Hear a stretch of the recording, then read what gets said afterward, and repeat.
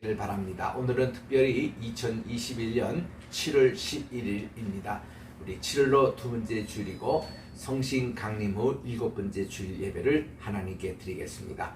다 그 자리에 일어나셔서 찬송 368장을 부를 텐데, 이 찬송을 부를 때에 후렴하실 때는 오른손으로 드시고 하나님께 영광 돌리시기 바랍니다.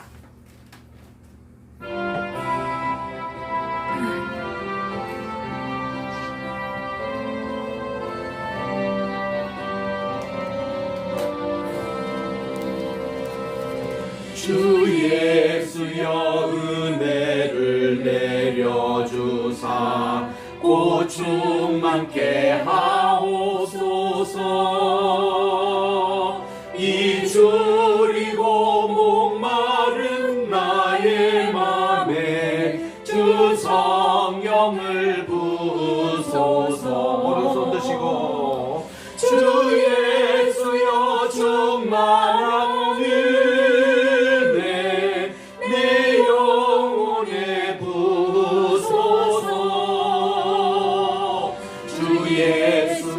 나의 힘 되고 내 만족함 됩니다. 주 예수여 죄에서 풀어주사 날 정결케 하옵소서. 이 세상의 유혹이 나의 맘에 못하게 하옵소서. 오른손 드시고 주 예수여 충만한 은혜 내 영혼에 부소서. 아멘. 주 예수만 나의 힘 되고 내 만족함 됩니다. 옛 야곱이 천사와 실험하던 그 믿음을 주옵소서. 이 세상의 물결이 융융해도 날 평안케 하옵소서. 주 예수여 충만한 은혜 내 영혼에 부소서. 주 예수만 나의 힘 되고 내 만족함 됩니다. 아멘.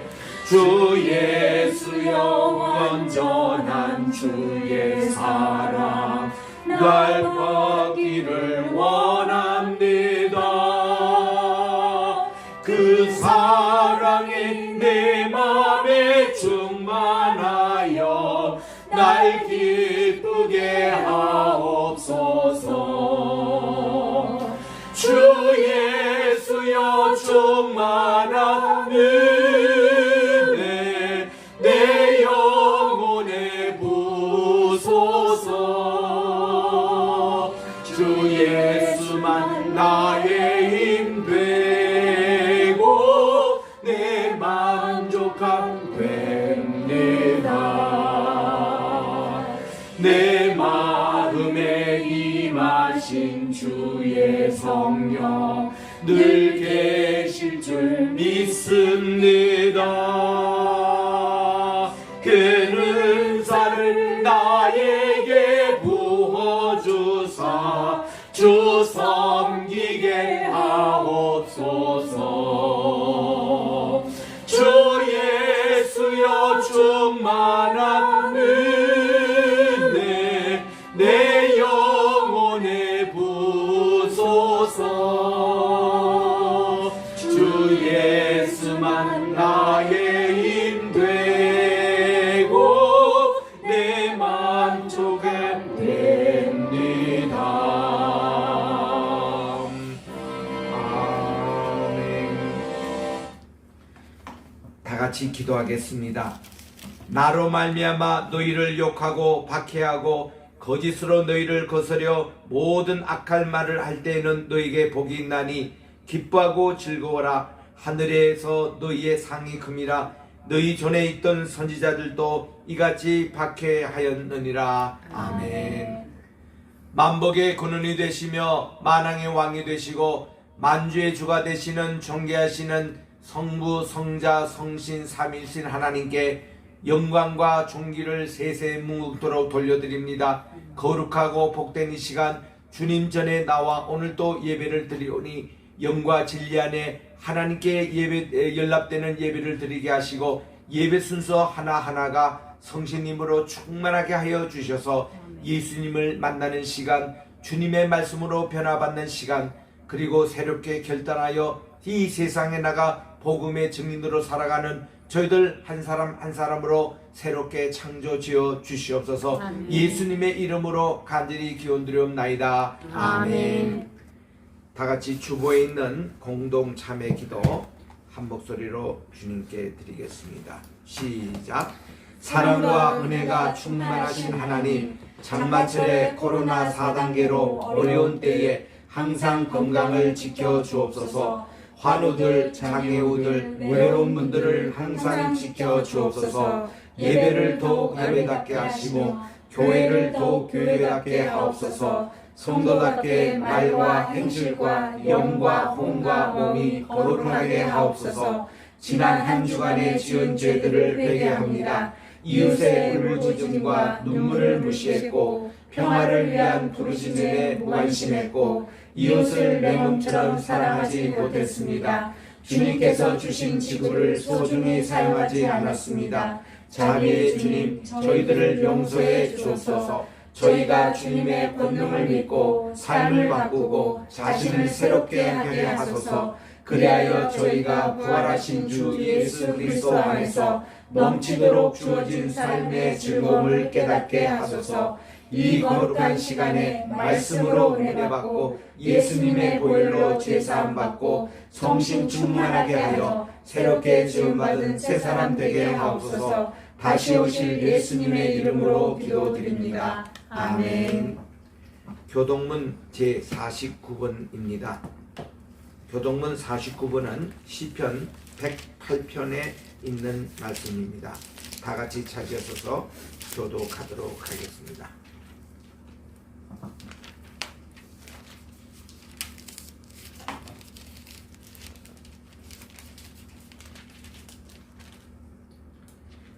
하나님이여 내 마음을 정하여 사오니 내가 노래하며 나의 마음을 다하여 찬양하리로다. 비파야 수금아 깰지어다. 내가 새벽을 깨우리로다. 여호와여 내가 만민 중에서 주께 감사하고 문 나라 중에서 주를 찬양하오리니 주의 인자심이 하늘보다 높으시며 주의 진실은 궁창에까지 이르나이다. 하나님이여 주는 하늘 위에 높이 들리시며 주의 영광이 온 땅에서 높임 받으시기를 원하나이다. 주께서 사랑하시는 자들을 건지시기 위하여 우리에게 응답하사 오른손으로 구원하소서. 아멘. 사장 찬송으로 하나님께 성명드립니다.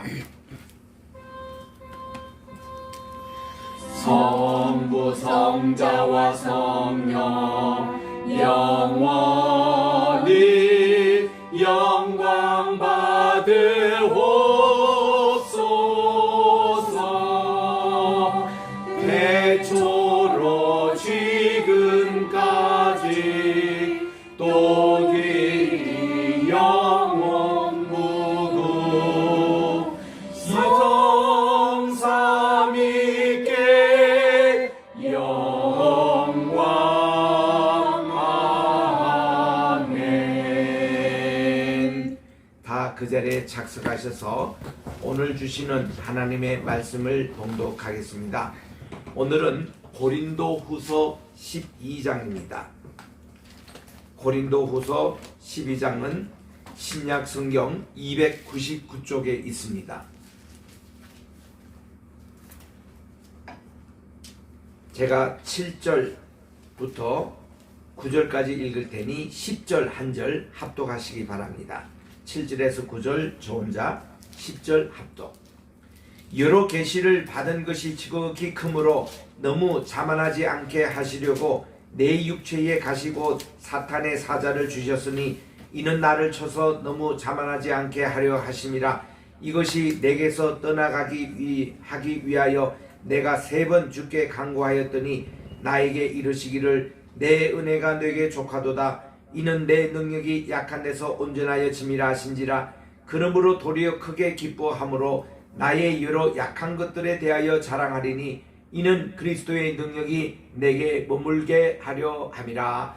그러므로 내가 그리스도를 위하여 약한 것들과 능력과 궁핍과 박해와 공고를 기뻐하노니 이는 내가 약한 그때에 강함이라. 아멘.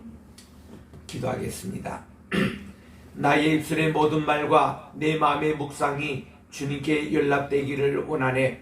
하나님, 오늘도 준비된 귀한 말씀을 통하여 고린도후서 12장을 통하여 약한 그때가 강함이니라 말씀으로 강론할 때에 주 성령께서 저희들의 마음을 옥토밭으로 만들어 주셔서 말씀의 씨앗이 떨어질 때에 30배, 60배, 100배의 결실로 하나님께 영광 돌리는 시간 되게 도와주시옵기만을 예수님의 이름으로 기도드립니다. 아멘. 할렐루야. 아멘. 벌써 7월 두 번째 주일입니다. 오늘은 2021년 7월 11일이 초복이라고 그럽니다. 여름이 정식으로 시작됐다는 거겠죠. 그리고 오늘부터 열흘 후에는 중복이라고 합니다. 7월 21일. 그리고 말복이 8월 10일이라고 그럽니다. 그래서 이제는 본격적인 여름 휴가철과 여름철이 됐습니다. 우리 지난 석주 동안 고린도 후서를 통해서 10장에서는 주님 안에서 자랑하자 말씀을 통해서 사도 바울의 그 사도됨을 변증을 했고, 지난 주에게는 16가지로 복음을 위해서 당했던 어려움과 핍박을 열거를 하면서 사도 바울만큼 그렇게 고생한 분이 없습니다. 우리가 아무리 어려운 이민 역할을 한다, 또 세계 선교를 한다, 또 여러 가지 많은 오지에 가서 선교를 한다고 해도 바울의 그 고생한 것을 고린도후서 11장을 읽으면은 아무도 거기에 참 당할 수가 없는 그런 참 어려운 점을 쭉 나눴습니다. 그리고 오늘 12장에서는 바울은 누구도 또 경험할 수가 없는 삼층천에 같은 경험과 함께 바울은 오늘 이렇게 자기 몸에 육체 찌르는 가시를 처음으로 공개를 합니다. 그래서 이런 통해서 바울은 사도직에 대한 이 변호를 강하게 하는 모습들을 우리가 읽게 되겠습니다. 1절부터 4절에 보면은 바울이 자기가 받은 계시, 특별한 계시에 대해서 그가 소개하고 있습니다. 삼층천에 갔대요. 삼층천이라는 것은 보통 그 당시 구약 당시에는 한 3개 삼층천이 있다라고 얘기할 때입니다. 1층천은 어디냐 하면은 이 천국이 땅에 건설되는 것을 1층측이라 해요. 2층측 천국은 어디냐면은 해와 달과 별들이 있는 이 궁창의 세계, 이거를 2층천이라 한답니다. 그런데 3층천은 이 요즘으로 말하는 대기권 밖이에요.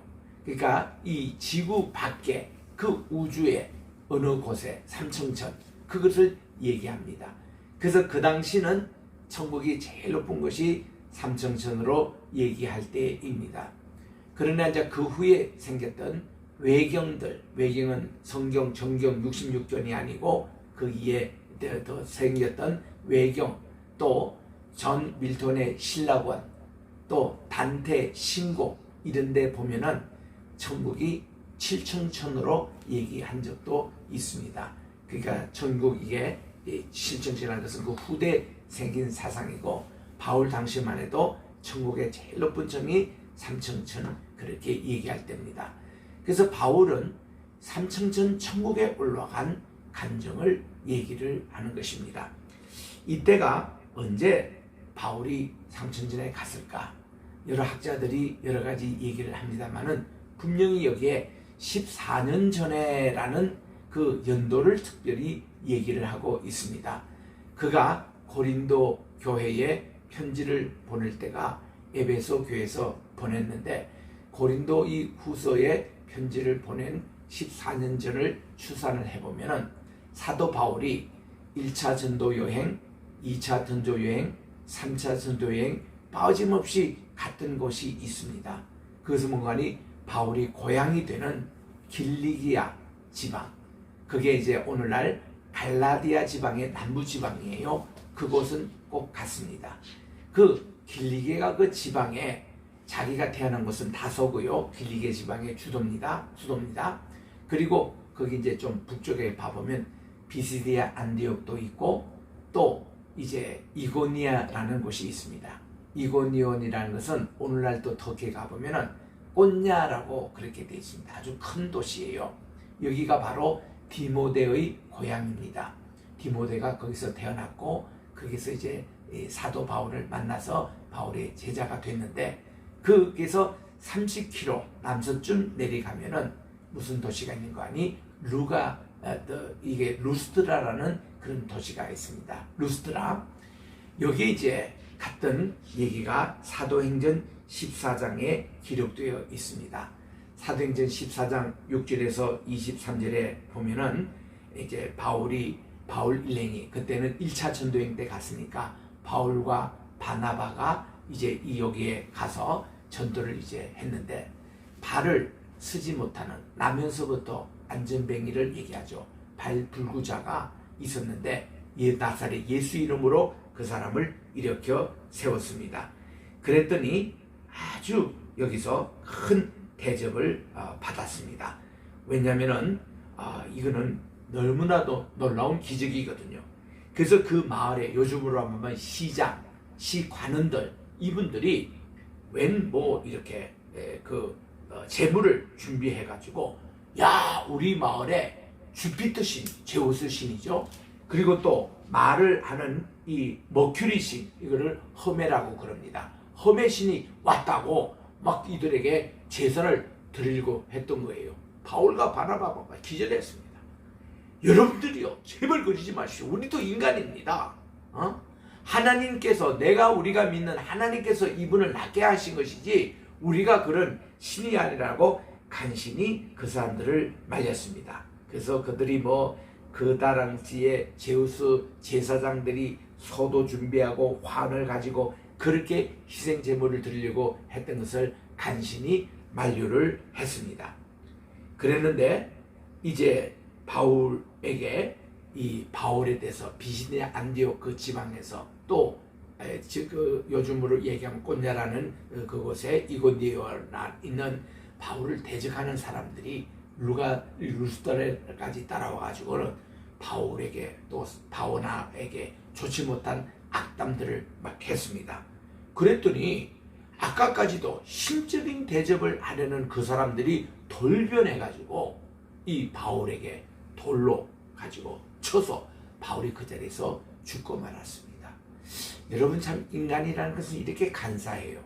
금방까지만 해도 막 신적인 대접을 했던 그 사람들이 몇 사람이 와서 바울에 대해서 바나바에 대해서 악담을 하니까 금방 마음이 돌변해가지고 그를 죽이려고 했던 것이죠.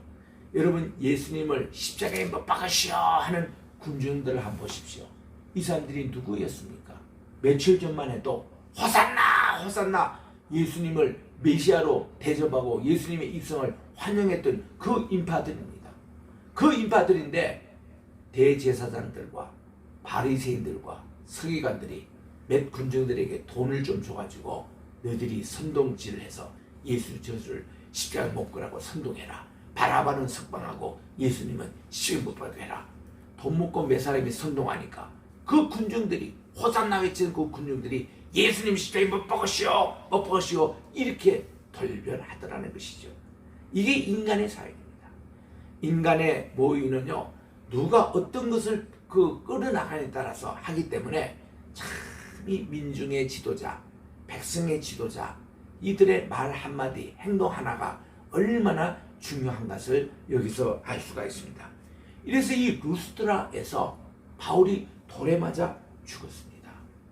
그래서 이제 장례를 하려고 우리 루스트라 등에서는 장례식 하지 말라고 밖에 성 밖에 나가서 해라고 해서 이 바울이 성 밖으로 끌려 나왔습니다. 바울의 제자들이 이제 장례 예배를 드리려고 모여 있는데 바울이 소생한 거예요. 부활했습니다. 다시 살아났습니다. 학자들은 요 시간이 얼마나 되냐 할 때 어떤 분은 한 6시간 정도 죽었다가 다시 살았다 얘기도 하고 8시간 동안 죽었다가 살았다 얘기하는데 좌우지간 바울이 그때 10시간 이내로 그가 죽었다가 다시 살아났습니다. 저는 이게 충분히 가능하다고 보는데요. 제가 오늘 또 이렇게 멀쩡하게 말씀을 전하고 다 이랬는데 제가 사실 65년 전에는 죽은 몸이었습니다. 그 당시는 1950년대 한국에는요, 전쟁통에 그 미즐즈라고 우리나라로 말하면은 그 이제 열병이죠. 열병인데 이것이 홍역이라고 그렇게 옛날에 얘기했습니다. 요즘도 있는지 모르겠습니다만은 이거는 열이 반드시 펴야만이 살아나거든요. 근데 우리 동네에서는 그 당시 홍역에 걸렸다 그러면 한 90%는 죽을 때입니다. 거의 다 죽었어요. 그래서 부모님들이 대대로 출생신고를 못했습니다. 뭐 100일만 살아도 100일 잔치 크게 했어요. 1년을 산다? 돌잔치. 이거는 동네 잔치가 됐습니다. 그럴 때에 제가 태어나고 자랐는데 저도 홍역에 걸리고 말았어요. 실제로 제가 죽었습니다. 그래서 아버님이 경남 노회 가셨다가 이렇게 밤 11시에 집에 도착하셨는데 내가 이렇게 살아있는 기미가 들리지 않는다는 거예요. 밖에서 1시간 동안 추운 겨울에 기다리셨다는 겁니다. 결국 들어보니 제가 죽어서 안방에 이렇게 흰 천으로 어머님이 덮어놓으신 거예요. 아니 그 당시에 천막교회에서 목사님의 장남이 죽었다는 이 소문이 들리면 동네 사람들에게 전도에 방해가 된다고 내일 아침에 새벽기도 끝나고 이제 조용히 교회 뒤에 뒷산에 있는데 그게 은땅을 헉 해가지고 거기 묻고 그때 괴짝이라는 것은 사과를 넣는 괴가 있었습니다. 그걸 가지고 괴를 만들어 가지고 저를 이제 조용히 묻고 그러려고 이제 준비를 하시면서 두 분이 주무시고 새벽기도 가신 거예요. 갔다가 이제 오시고 그리고는 저를 이제 묻으려고 했는데 새벽기도 갔다 오신 두 분이 깜짝 놀라는 거예요. 제가 그 힘천에서 기어 나와가지고 배가 고프다고 밥을 달라고 하더라는 겁니다.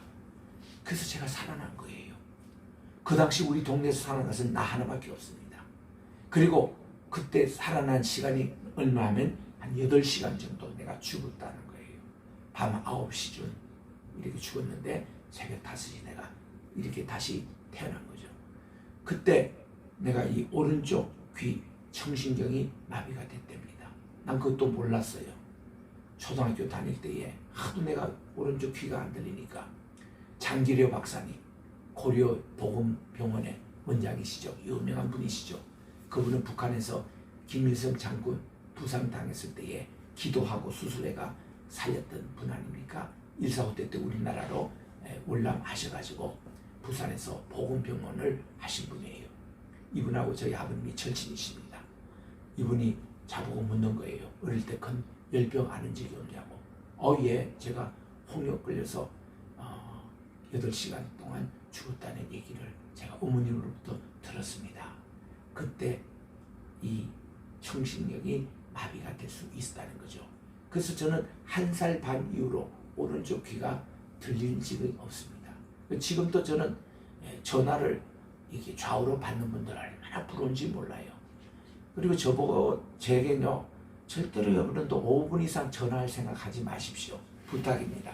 이 한기라도 이거 잘 들려야 될 것 아닙니까? 그리고 저는 리시버도 내가 여기를 잘 못 듣습니다. 왜냐하면 이거는 정상인데 이 리시버를 통해서 청신경이 또 여기도 부담을 주면 안 되니까. 그래서 정말 저는 참 어렵게 평생을 살아오고 있습니다. 한쪽 귀가 안 들리니까 귀만 안 들리는 게 아니라 모든 신경구조가 그렇게 돼가지고 참 저는 척추를 지금 보면 굽어져 있어요. 한쪽 귀가 안 들리니까 이쪽으로 이렇게 하니 이것도 굽어져 있고, 또한 모든 이 행동도 그렇게 정상인간 같이 그런 지역은 아닙니다. 그러다 보니까 뭐 차에 서든 버스에 서든 영화관이든 여러 사람이 모인 곳에서 웅숭웅숭 거리는 데서는 여러분들의 얘기를 30%도 내가 잘 못 들어요. 그 시끄러운 차 속에는 내가 단어 몇 마디만 들리지 잘 들리지가 않습니다. 그런데 내가 듣는 척하고 이러니까 다 들은 줄 알고 내가 딴 행동하고 딴 말 하니까 사람들이 나를 오해를 많이 합니다.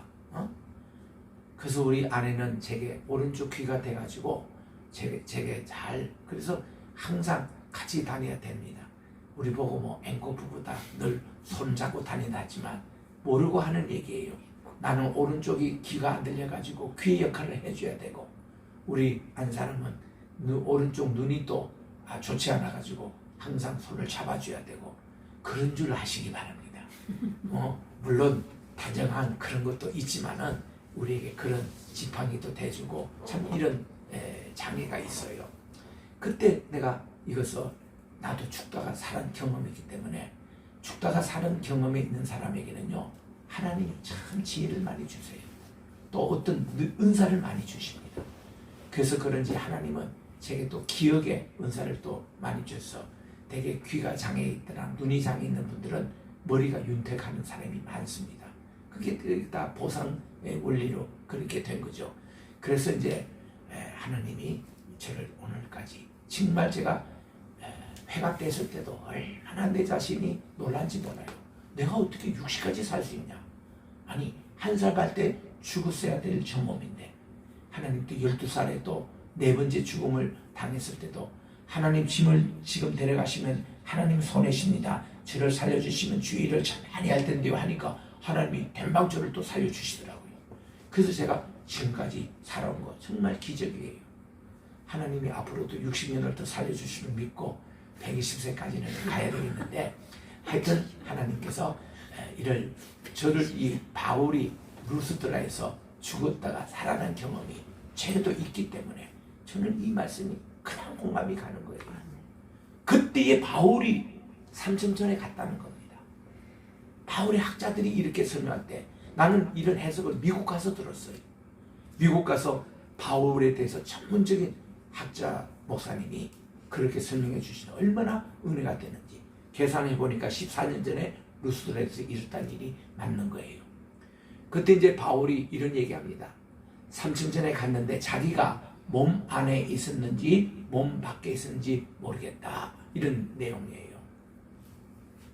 여러분, 천국과 지옥에 갔다는 분들 많은 우리 그 간증을 듣게 됩니다. 우리나라에 한 5년 전에 왔던 펄시 콜레라는 선교사님이 있었죠. 그분이 저 남미 분이신데 오셔서 천국 지옥 간증을 많이 하신 적이 있습니다. 또 순복음교회 어느 집사님인데, 주라는 어떤 집사님인데 그분도 갔다 오신 것을 책도 내고 조영미 목사님이 추천사 쓴 것도 제가 읽은 적이 있습니다. 또 총신대 신대원 원장이셨던 신성종 박사님, 이분이 저 인도에 선교하러 오시기 전에 이 천국 지옥 갔다 오신 간증을 또 하셔서 지금까지 간증을 하고 다니십니다. 또 미국에서 목회하시는 분인데, 이분은 참 한국에서도 유수한 대학에 나오고 미국 오셔서도 의과 공부를 해서 의사입니다. 그리고 또 UCLA 그게 연구 교수로도 계셨던 아주 참 지식이 훌륭하신 분인데, 이분이 또 바이오라 이 신학교에서 공부를 하셔가지고 목사님이 되셨어요. 근데 이분이 목회를 하실 때 7년 만에 하나님이 그를 천국과 지옥을 다녀오게 하셔서, 이분은 한국의 스웨덴 보르라고 하는, 우리 스웨덴 보르라는 분이 18세기에 있었잖아요. 그분은 많은 과학자들에게 영향을 끼친 분인데, 그런 분과 같은 분이 서사라 목사님이 계세요. 그분이 가끔씩 한국에 오셔서도 집회를 하시고 그러는데, 이렇게 천국과 지옥에 갔다 온 분들의 간증을 우리가 듣지 않습니까? 저도 여기에 전혀 경험이 없다면 나 그분들 얘기 다 이거 듣지도 않을 거예요. 뭐 있을 수가 있느냐 했는데, 저는 조금 독특내가 있습니다. 아니 목사님 자녀로 내가 태어났고 어머니 뱃속에서부터 사무엘이라는 이름을 얻고 저는 세상에 태어나서 지금까지 60평생 목사한 외길로만 걸어왔던 저 이런 사람을 모태신앙이라 그럽니다. 그런데 이 모태신앙의 특징이 뭔가 하니 특별한 체험이었기 때문에 남들에게 전도를 하거나 목회를 할 때 무슨 할 말이 별로 없는 거예요. 그래서 어느 날 신학교 시절 때에 하나님께 간절히 기도했거든요. 하나님, 출애굽기 34장에 보니까 모세는 40일 동안 호렙산에서 하나님과 말씀을 다 받았던 그 모세가 40일 동안 하나님이 워낙 광명한 빛으로 비춰주니까 하나님 모습을 그는 못 봤어요. 그래서 그는 이 하나님께서 첫 번 십계명 돌판을 그냥 아론 금송아지 보고 열이 받쳐가지고 깨버리고는 하나님께서 이제는 네가 돌판을 직접 만들어라. 그럼 내 손가락으로 다시 그 십계명을 쓰겠다 하는 그 즈음에 그가 이렇게 기도를 합니다. 하나님, 주님의 모습 좀 보여주십시오. 모세는요, 왜 그렇게 의심이 많은 사람인지 하나님께서 그에게 호렙산에서 양떼를 칠 때에 내 민족 구하러 이집트로 가라 출애굽을 명할 때 5번씩이나 거절해요. 하나님, 저는 거기 도망 나온 살인자인데 내가 어떻게 거기 다시 갑니까? 부터 시작해서 모세는 자신이 없었습니다. 맨 마지막에는요, 하나님, 저 이제 이집트의 방언 다 잊어버렸습니다. 이제 나 말도 할 줄 몰라요. 나는 이게 말도 어둔하고 또 언어도 다 잊어버렸습니다. 그랬더니 하나님께서 화를 내시면서 이놈아, 누가 내 혀를 창조했느냐? 내가 아니겠느냐? 네가 그렇게 정 자신이 없다면 내 형 아론이 기다리고 있다. 너 대변자가 될 것이다. 가라! 그렇게 했던 모세 5번씩이나 하나님의 가라는 명령에 거절했던 그것인데, 그것도요, 또 하나님 표적을 보여주십시오. 그랬더니 뭐 손에 넣고 다시 꺼내 분둥이가 되고 다시 또 넣었더니 온전하게 되고 또 내 지팡이 또 던져봐라 하는데 또 뱀이 되고 다시 짚어라 다시 또 지팡이 되고. 모세가 이렇게 의심이 많았던 자입니다. 많아지다가 이번에 하나님 모습을 보여달라고 떼를 쓰는 거예요. 그래서 하나님이 이런 말씀을 하십니다. 모세야, 내가 죄인의 몸으로 나를 보는 순간에 죽는다는 거예요. 하나님 얼굴로 살아남을 수가 있는 사람은 아무도 없습니다. 다 우리는 죄인이기 때문에. 그래서 내가 바위에 서서라. 바위에 이렇게 있다가 내가 너 뒤를 지나갈 테니 내가 뒷모습만 내게 보여주리라. 그래서 모세가요, 하나님의 뒷모습을 봤습니다. 보는 순간에 어때요? 자기는 몰랐어요. 얼굴에 광채가 막 났습니다. 광채가 났어요. 그래서 이 백성들이 말이죠, 모세 보기를 막 두려워했습니다. 아, 선생님, 얼굴에 광채가 나. 광채가 나? 이랬어요. 그런데 이 광채라는 것이 히브리 단어로 케렌이라는 단어인데, 이 단어의 모음을 잘못 읽으면 무슨 단어가 됐냐면 케텔이라는 이 뿔이라는 단어가 됩니다. 이 모음을 잘못 하나 읽으면. 그래서 이 70인역으로 번역할 때는요, 모세의 얼굴에 광채가 났다는 것을 뿔이 났다고 번역을 잘못해가지고 미켈란젤로가 모세상을 이렇게 그 조각을 만들 때는 모세 이 두 이마에 뿔을 달았습니다. 이거는 이렇게 번역이 참 중요합니다. 벌못 하나 잘못 번역하니까 모세 얼굴에 광채가 나서 뿔이 났다고 해가 미켈란젤로 저 로마에 가보시면 그 모세상에는 뿔이 있는 거. 여러분 인터넷에도 검색하면 나와요. 그게 그 번역 때문에 그런 거예요. 그래서 이렇게 얼굴에 광채가 날 정도로. 그래서 모세가 수건을 쓱 덮었었어요. 우리 캐톨릭에 가면 지금 또 동방교회도 그렇습니다만 여성들이 이게 미사 드리러 갈 때는 수건을 뒤집었습니다. 그것이 모세 그때부터 나온 거예요. 또 유대인들은 기도할 때 보면은 이렇게 이게 기도에 수건을 씁니다. 하나님 너무 거룩하시니까 우리가 그 가리는 부분, 이 기원이 모세의 그 광채 거기서 나온 거예요. 그래서 수건을 가리고 얘기했다는 겁니다. 그래서 저도요, 하나님께 좀 주님의 모습을 보여달라 했더니, 야, 주님이요, 의심하는 저에게도 3번 보여주시더라고요. 3번 다가 빛으로 저게는 봤습니다. 그래서 이 바울이 다메섹 동산에서 그 빛이 있잖아요. 난 그거 충분히 이해합니다. 난 직접 하나님이 저에게 보여주셨어요. 그리고 제가 또 그랬습니다. 하나님, 천국도 좀 미리 좀 보여주십시오. 하나님은 뭐 이 땅에 초막이나 궁궐이나 내 주 예수 모신 곳이 그 어디나 하나님 나라 가는데, 야, 우리 어릴 때 먹을 것도 없고 참 지지주도 가난한 집안에서 무슨 이게 천국입니까? 주님께서 좀 보여주십시오. 막 이렇게 또 때를 썼는데 한동안 보여주시지 않더라고요. 10년도 지나고 20년도 지나고 내가 대학원을 다 졸업하고 군대 갈 즈음에 하나님이 천국을 보여주시더라고요. 나는 이 감정을 잘 안 합니다. 근데 오늘 이 고린도후서 12장에 있는 이 말씀이 저도 봤기 때문에 이거는 확실해서 내가 요거 강례할 때만은 잠깐 제가 합니다. 근데 제가 제일 처음 천국 갔을 때에 내가 놀란 것이 뭔가니, 이분이 베드로다, 이분이 사도 무슨 바울이다 이렇게 소개를 안 하는데도 총은 다 알더라고. 다. 그 많은 순교자들, 우리 목사님들, 성도님들 알아요. 이름 명찰도 없고 저들의 이마에 뭐 거 없는데 다 압니다. 저분이 바로 그런구나, 저분이구나. 왜 그분이 왜 안 왔지? 그냥 알게 되더라고요. 그게 제게는 좀 독특했고, 또 두 번째, 또 하나님 그때 못 본 것도 좀 보여달라고 그 얘기할 때는요, 야베서라는 기도가 있잖아요. 그 책이 베스트셀러가 됐습니다. 이분이 이제 감정문을 보니까 자기가 어느 날 꿈을 꿨는데 천국에 자기도 갔대요. 베드로 사도가 쭉 천국의 방을 소개를 하는데 딱 한 방만 그냥 건너뛰더라는 겁니다. 그 천국을 다 두고 나서 베드로 사도에게 왜 그 한 방을 안 보여주냐고 그랬더니, 그걸 보면 후회할 걸 그러면서 자꾸 안 보여주더라는 거예요.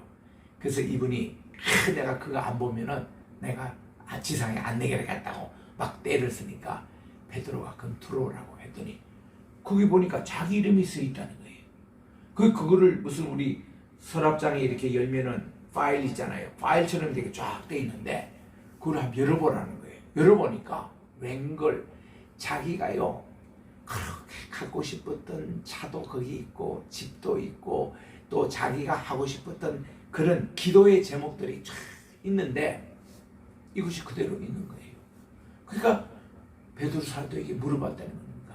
아니 이거 내가 다 정말 원하고 이거 나를 행복하게 하는 것들인데 왜 여기 있냐고 그랬더니 내가 기도를 안 했다는 거예요. 내 기도했는데요.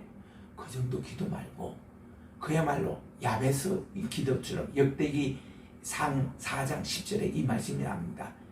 야베스가 4가지로 기도했는데 하나님 내게 복을 주시고 내 지경을 넓히게 하여 주시고 주의 오른손으로 나를 도와주시고 모든 환난과 근심을 면하게 하여 주셔서 하고 기도를 태어날 때부터 지금까지 계속했더니 하나님이 4가지 기도 제목을 다 이루어주시더라. 왜냐? 야베스가 출생할 때에 그는 유다 지파였습니다. 자기 어머니가 난산해서 자기도 죽을 뻔했고 엄마도 죽을 뻔했대요. 그래서 자기는 태어나면서 엄마가 어릴 때부터 그런 얘기를 해주더라는 겁니다. 너는 이 세상에 태어나지 못할 사람이 태어나가 지금까지 살아있다.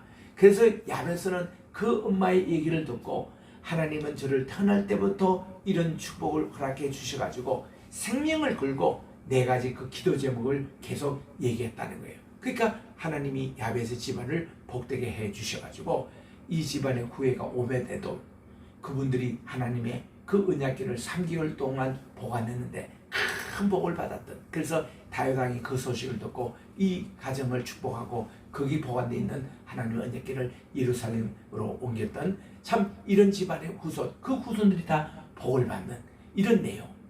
그래서 이분이 꿈에서 깨가지고 야베스의 기도라는 책을 써가지고 베스트셀러 돼서 우리나라에도 베스트셀러가 된 적이 있습니다. 그런 기도. 천국에 갔더니 하나님께 기도를 안 해서 지금도 쌓여있는 것이 많다라는 거예요. 이거를 제가 집회 때마다 간증을 이렇게 했더니 많은 사람들이 야베스 기도책도 읽고 또 내가 하나님께 구하지 않는 것이 저렇게 지금 천국에 많이 사 있다 생각하고서는 그 다음부터 기도를 하는데 어느 정도 기도냐, 오늘 본문에도 나옵니다. 목숨을 건 기도, 바울이 얘기한 거예요. 삼층전에 갔던 그런 그 내용이, 저도요 천국에 가서 두 번째 하나님 천국을 보여주시는데, 진짜 우리 여기 말하죠, unspeakable, 이거는 말을 할 수 없는 grace, 하나님의 은혜로 인해서 감사하다. 고린도후서 9장 15절 말씀하시죠. 말을 할 수 없는. 또 여기 보면 inexpressible, 표현할 수 없는 그런 말이 공감이 가는 거예요. 인간의 언어로 절대로 표현 못합니다. 너무 황홀하고 그 내용, 여러분들이요 때때로 그 기쁨, 그 사랑, 내가 받은 그 평안, 이거를 시로 표현한다거나 그림으로 표현하는 표현이 되지가 않습니다. 왜냐? 우리는 제한됐기 때문에. 이런 천국의 경험을 바울이 오늘 얘기하는 거예요. 삼층전에 가니까 그렇게 표현할 수 없는 이런 내용, 내가 그 당시에 몸 밖에 신지 몸 안에 두 번씩이나 얘기를 합니다. 그만큼 황홀한 그런 체험을 얘기하면서 곧바로 이런 고백을 합니다. 내가 이렇게 천국까지 갔다 온 하나님이 죽었다가 나를 살려준 경험까지 있는 나에게도 정말 육체에 찌르는 가시가 있다는 거예요. 이 육체에 찌르는 가시가 뭐냐? 학자들은 몇 가지 얘기를 합니다. 그가 다메섹 도상에서 광명을 볼 때 그때 눈이 좋지 않아가지고 평생 그가 눈에 안지를 앓았대요. 3일 만에 다메섹에 가서 아나니아 선지자에게 안수기도 받고 눈이 다시 뜨여졌지만 안질로 고생을 했다는 거예요. 그래서 이 바울은 자기가 직접 편지를 쓰지를 못할 정도입니다. 그가 썼던 것은 거의 다 대피를 했다는 거예요. 그게 고린도전서, 로마서 16장에 보면은 23절에 드디오라는 사람이 나와요. 그분이 뭐라고 얘기하니, 이 편지를 지금 대신 쓰고 있는 드디어 나도 여러분들에게 문안하노니 해서 우리가 알게 됐어요. 그리고 바울은 맨 마지막에 사인 정도 했다는 겁니다. 이런 바울이 갈라디아서 쓸 때는 친필로 썼다는 거예요. 왜냐하면 갈라디아는 6장으로 짧은 글이지만 워낙 갈라디아 사람이 자기 고향 사람들이에요. 그래서 자기를 사도직을 그냥 노냐고, 당신이 무슨 사도냐고, 교회를 핍박했고, 항상 또 할례당 이들이 와가지고 예수 믿기 전에 할례부터 받으라고, 이런 사람들을 대변하기 위해서 할 수 없이 갈라디아서에서는 자기가 친필로 쓴 것이고 대부분 대선하는 겁니다. 안지졌다. 또 육체 찌르는 가시가 뭐냐 할 때, 그 당시에 불치병 가운데 하나가 뭐 문둥병이나 혈류병 이런 거 말고 간질병이라는 게 있었대요. 간질은 갑자기 몸에 발작을 일으키고 거품 부르다가 또 볼장을 하게 되고, 이런 일이 있는데 일종의 그런 것이 있었지 않겠느냐. 왜냐하면 그 당시에 많이 유행했던 말로 할 수 없는 자기만 아는 고통, 그 병일 수도 있다, 이런 얘기를 하고, 또 어떤 사람은 우리가 알지 못하지만 무슨 영적인 큰 어떤 그런 병이 있지 않을까. 자유지가 육체 찌르는 가시라고 보이니 표현한 거예요. 간절히 하나님께 기도하는데 어느 정도 기도했냐면 목숨을 걸고 기도했다는 겁니다. 여러분, 목숨을 걸고 기도한 적이 있습니까? 저는요 4번 죽음의 경험을 했기 때문에 저는 하나님 앞에 솔직히 죽음에 대한 거 별로 난 두렵지 않습니다. 언제나 나는 가도 천국에 갈 확신이 있기 때문에, 나는 죽는 그 순간이 천국의 고향이고 내가 영적인 내가 생일이 되는 날이기 때문에 죽음에 대해서 별로 두려움이 없어졌습니다. 그런 게요, 죽음 각오하고서 하나님께 구하는 기도, 이 육체의 가시 때문에 내가 방해를 받습니다. 하나님 영광 돌리지 않습니다. 너무 괴롭습니다. 정말 죽고 싶은 심정으로 했습니다. 이런 기도를 간절히 3번의 기도했더니 하나님의 응답이 온 거예요. 오늘 7절 8절 여러분 같이 읽은 구절 있잖아요. 내가 받은 계시가 너무 많으므로 자고하지 않기 위해서 하나님 이런 약한 것을 하나 줬다는 것입니다. 이때 바울이 깨달았습니다. 아, 그래, 내가 약하다는 이 순간에 하나님이 강함으로 역사하구나. 나의 열등감, 나는 이걸로 수치스럽고 부끄러워했지만 하나님께서는 복음을 전하기 위해서 이런 열등감까지도 하나님이 사용해 주시더라. 아멘. 우리 따라합시다. 약할 때가 약할 때가 강함이라. 강함이라. 이 메시지가요, 놀라운 메시지입니다. 여러분, 제가 장로신학대학 2학년 다닐 때에 박석규 교수님이 우리에게 야고보서를 강의하셨어요. 그분은 정릉교회 목사님이신데 아주 젊었을 때 일본에 가셔가지고 이분이 오타와라는 그런 이제 장애인을 돌보는 사역을 보셨습니다. 그래서 야고보서를 강의하시면서 일본에 갔더니 사지가 없는, 또 손과 발이 없는 거예요. 평생 이거는 불구로 지내는 이분인데 얼마나 이분이 예수를 믿고 달라지는지 그분의 시며 그분의 메시지며 그분의 일대기를 책을 써서 그때 막 출판하기 직전에 우리 클래스에서 이거를 소개를 하시더라고요. 일본말로 된 것을 한국말로 번역해서 이걸 이제 하는데, 이서 야고보서 우리 1장에서 5장까지 다 외우셔야 됐습니다. 중간고사 1장, 2장을 외워야 되고 또 기말고사는 3장, 4장, 5장 다 외워서 우리가 평가를 받고 했던 그 시간인데, 그때 그 일본에 있는 그 장애우, 이분에 대한 그 사람들 약할 때가 강함이라 이 제목이었어요. 얼마나 그게 참 은혜가 됐는지. 또 제가 미국에 있을 때 한 20년 전인 것 같습니다. 호주에 뭐 부부치기라는 이런 분이 있어요. 이분이 그분도 그 인터넷 검색하면 나옵니다. 진짜 그분도 요 몸뚱하게 밖에 없어요. 손이 있습니까? 발이 있습니까? 다 어릴 때 자랄 때 갓난아기 때 그 모습이에요. 그런데 이분이요, 이 몸 가지고 수영도 합니다. 이 몸 가지고 테니스도 합니다. 도대체가 우리가 이해가 되지 않는 이런 얘기를 하면서 거기도 약할 때가 강함이라. 이거 보면요, 우리는 사지 멀쩡하고 말도 하고 듣기도 하고, 여러분 그러시잖아요. 같이 여러분 두 개가 있는데 여러분들이 오른쪽으로 전화를 받고 왼편으로 전화를 받고 할 때 내가 얼마나 부러운 줄 아세요?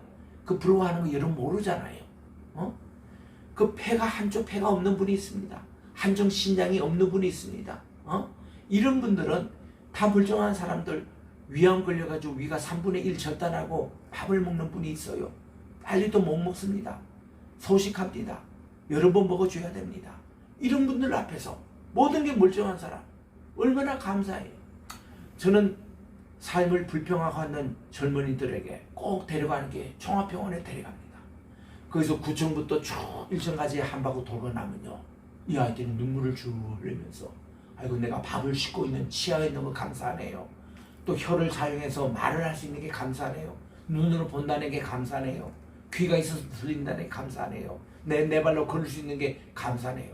다 감사 조건이에요. 약할 때가 감이라고 간정하시는 분들의 간정 하나를 읽어보십시오. 우리는 얼마나 감사 조건이 많은데도 이거는 그냥 중단하고 이것만 보는 거. 제 어릴 때입니다. 우리 신영조 목사님 그때 한참 부흥회 막 하루 다니시 국내에서 제대하셔가지고 얼마나 재밌게 하는지, 기차 소리 내시고 닭 소리 내시고 막 거기 가면은 그냥 얼마나 재밌고 그렇게 부흥회 하시는 목사님이 한 분은 그러시더라고요. 여러분 11조를 냈는데 왜 복을 내리지 않냐고 하나님께서 하시는 그 집사님에게 그런 말씀을 이게 말씀하셨다고. 당신 지난 한 달 동안 가정에서 이렇게 애들이 막 그냥 위급해가지고 병원에 가서 수술한 적이 있느냐 이거야. 누구 교통사고 받는 사람 있느냐 이거야. 누가 집안에서 무슨 이게 또 장례가 또 갑자기 난 적이 있느냐 이거야. 왜 여러분들은 요 받는 것만 요게 그 복이라고 생각하고 그 외 하나님이 보이지 않는 복을 이렇게 많이 주신데도 그는 왜 보지 못하느냐 말이지. 이러면서 그때 신중교 목사님 말씀하시더라고요. 여러분 이렇게 햇빛 이거 받는 거, 우리가 이거 공기 마시는 거, 바람이 있는 거, 비가 내리는 거, 이 모든 거 다 감사 조건인데 하나님께서 이렇게 다 채워주시는 것을 감사할 수 있는 눈을 가져야지. 왜 11조를 내는데 하나님이 왜 금방 내게 물질적인 복을 많이 붙이지 않냐. 물질 이외 건강과 물질보다 더 큰 복을 많이 주시는데 그걸 보고도 감사하자. 그래서 그 상담했던 집사님 말이죠. 크게 회개하고 이분이 하나님께 귀하게 쓰임받는 것을 우리 어릴 때 봤습니다. 우리가 그런 거예요. 지금 바울이 말이죠. 이 7절 우리가 이제 9절 10절에 우리가 읽었습니다만 내가 약할 그때가 강함이니라. 저는 이 말씀을 통해 가지고 이런 말씀을 많이 합니다. 저는 중고등부 지도했던 전도사님부터 시작했거든요, 목회를. 그리고 또한 성도님들에게 우리 어릴 때 이런 얘기했습니다. 내가 주로 많이 했던 설교 제목이 주어진 환경에서 최선을 다하자. 우리가 가정이가 내가 태어나서 내가 고향이 어떻고 부모가 어떻고 이런 거 얘기하지 말고 주어진 우리 환경에서 최선을 다하는 이 사람이 하나님께 쓰임을 받더라. 내가 5달러를 받았냐 2달러를 받았느냐 1달러를 받냐 양이 중요한 게 아니다. 1달러를 받은 정도 열심히 그가 노력을 해서 우리가 이 대가를 주님께 바치면 분명히 칭찬을 얻는다. 5달러를 받은 사람도 일 안 하고 그대로 섞여두면 주님께 꾸중을 받는다. 우리는 그게 아니라 주어진 환경에서 최선을 다하는 거. 내가요 받은 교육과 내 어떤 집안의 환경과 요 정도라면 요 정도에서 내가 최선을 다하면 그 삶 자체를 하나님이 보상해 주시고 축복해 주는 거다. 모든 거 다 갖추고 이만큼 받은 사람이 게을르게 이것을 사용하지 않으면 하나님이 있는 은사도 뺏어가더라. 그래서 우리는 주진 환경에서 최선을 다하자. 내가 약한 부분이 있다고 소위 말해서 세상에서 열등감이라고 합니다. 키가 작다, 몸무게가 많이 나간다, 별로 못생겼다, 뭐 이런 게 다 열등감이라고 하지만은 약한 그때가 강함이니라. 우리가 키가 작으냐?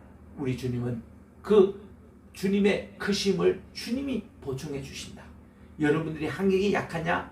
약한 부분에 주님이 보충해 주신다. 왜냐하면 내가 약한 그 부분에 주님께서 역사하기 때문에 내가 하는 게 아니라 주님이 그 사람을 통해 가지고 얼마나 베드로를 하나님이 크게 사용하시고 요한을 크게 사용하시고 우리 성에 보면 디모데를 크게 사용하시고 모든 분들이 그분들이요 인간의 약함이 있는 분들이에요. 이것을 세계 역사를 움직이는 많은 위인들 보십시오. 약한 부분이 있었습니다. 다 주님이 크게 사용하셨다는 거예요.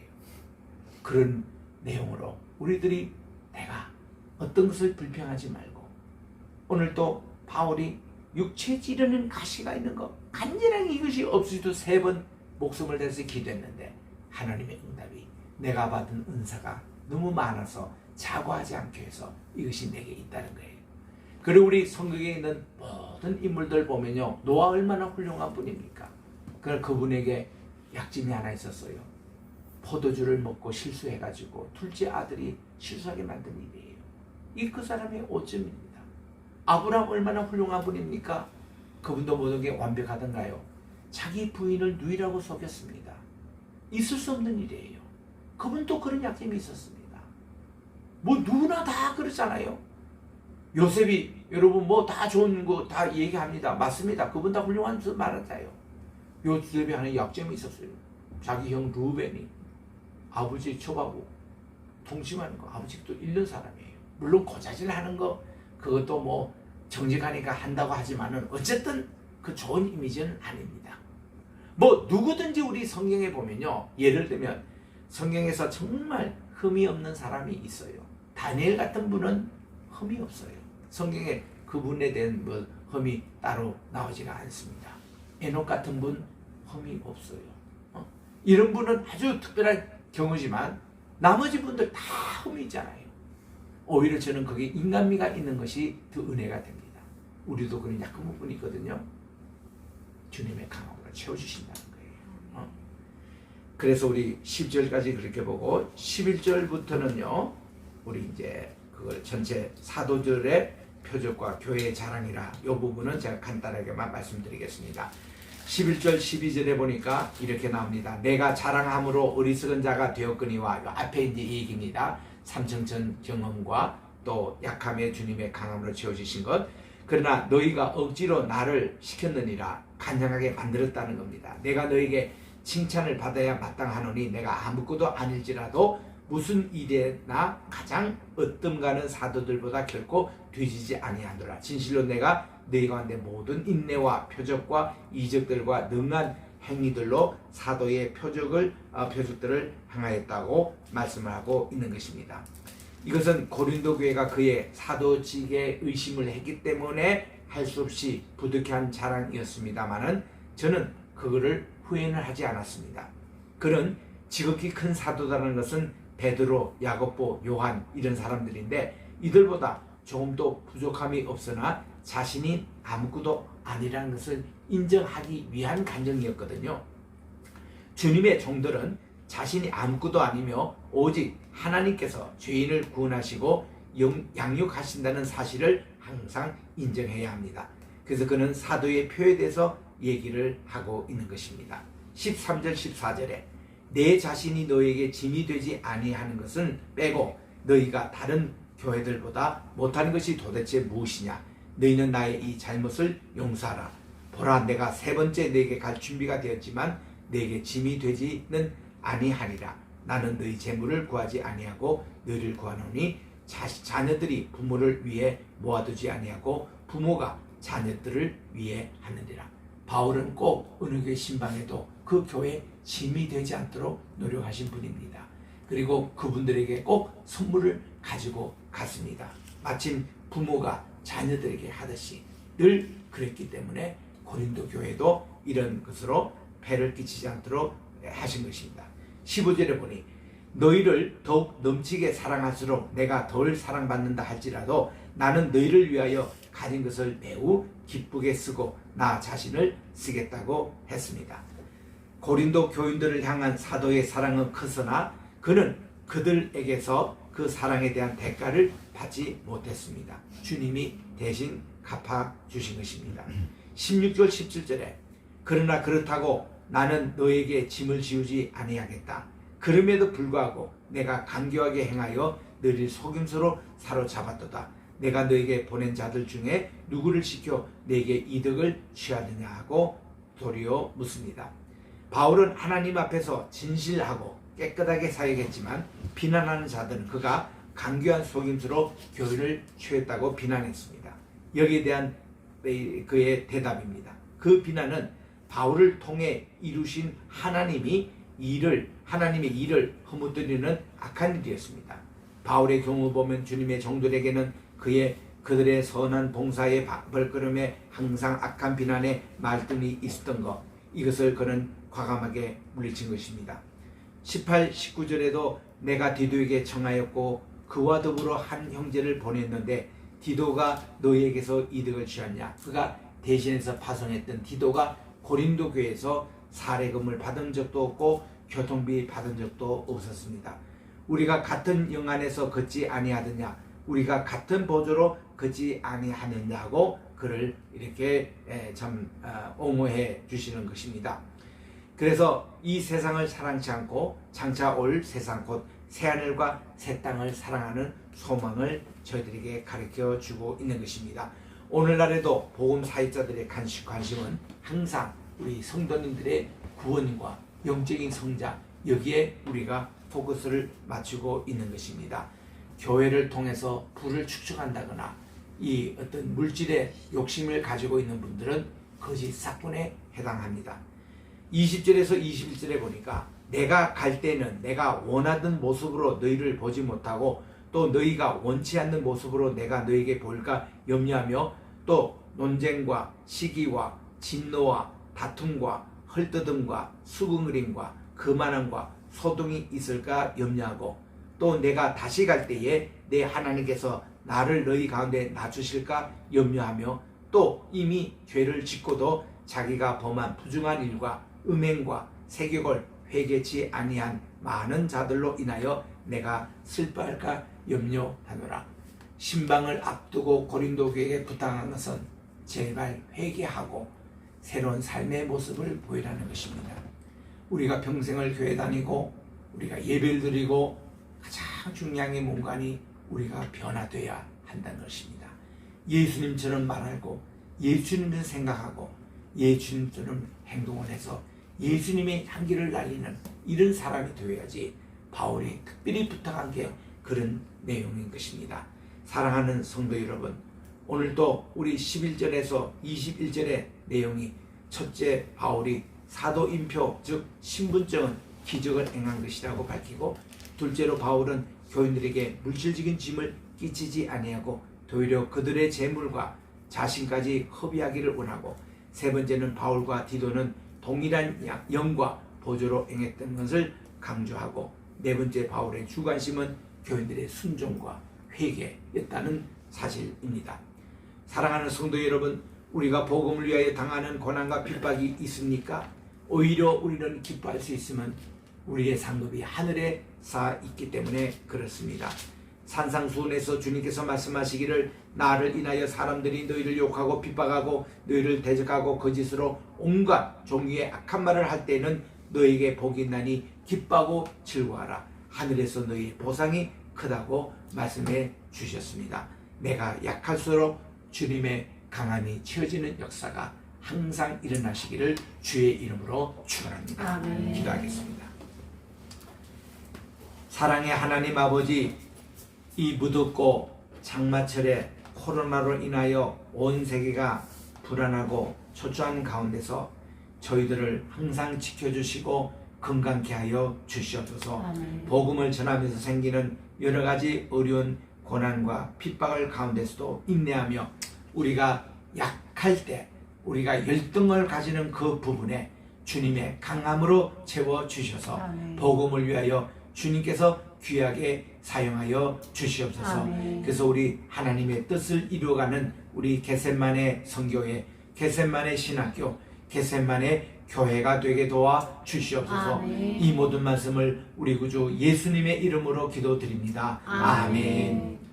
이제는 교회의 머리가 되시는 우리 주 예수 그리스도의 은혜와 하나님 아버지의 무궁하신 사랑하심과 보혜사 성신님의 감화감동교통 충만하신 역사가 말씀을 통하여 우리가 변화받고 하나님과 여러 사람에게 사랑받고 인정받는 우리의 특별히 약할 그때가 우리의 강함이라는 것을 깨닫는 믿음을 가지고 우리가 삼층전 천국에 다 들어가는 주의 백성들 머리 위에 이제로부터 영원토록 함께 할지어다. 아멘.